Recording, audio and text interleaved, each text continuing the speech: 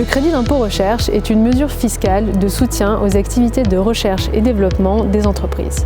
Calculé sur la base des dépenses de R&D et imputé sur l'impôt sur les sociétés, il permet à l'État d'inciter les entreprises à investir davantage dans la R&D.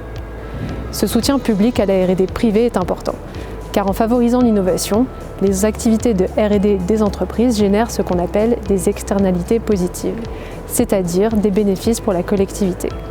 Or, ces bénéfices ne sont pas pris en compte par les entreprises lorsqu'elles prennent leurs décisions individuelles d'investissement en R&D.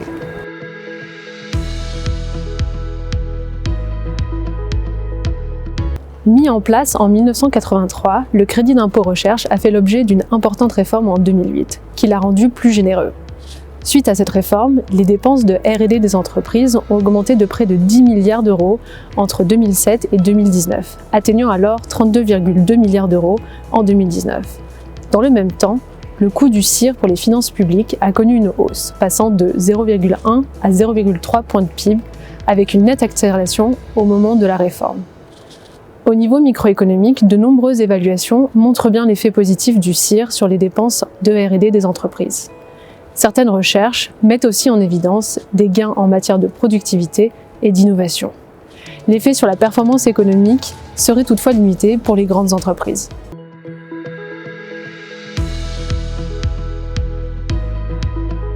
La hausse des dépenses de R&D des entreprises se traduit concrètement par une hausse de leurs investissements en capital matériel et immatériel et par une hausse de leurs embauches de travailleurs qualifiés comme les chercheurs, les ingénieurs et techniciens. Ces dépenses permettent ensuite aux entreprises bénéficiaires du CIR d'innover en termes de produits et de procédés, ce qui élève leur productivité.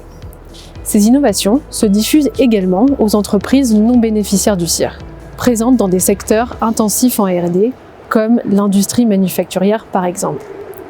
Ces entreprises vont voir dans une moindre mesure leur productivité s'accroître grâce à des transferts de technologies et de connaissances au sein du même secteur.